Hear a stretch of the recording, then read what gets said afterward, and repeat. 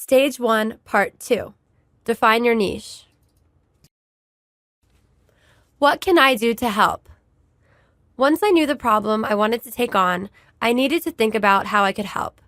I narrowed down my choices by talking to people again, mapping my community's resources to see where I could fit in, researching successful youth programs.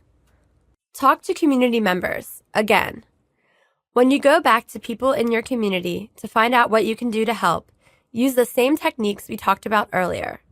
You may also want to consult the Community Engagement Training Tool again. Map your community's resources.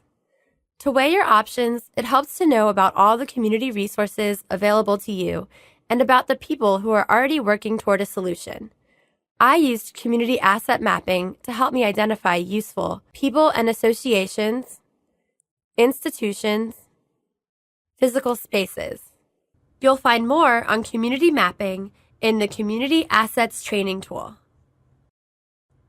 When I did my mapping, I learned that my community has counseling and mental health services, programs that help young people stay in school, a large mentoring program, a mobile health clinic, and several food programs.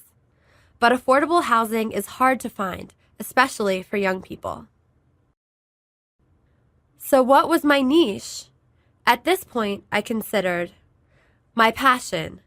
I really wanted to help older homeless teens. But what could I take on?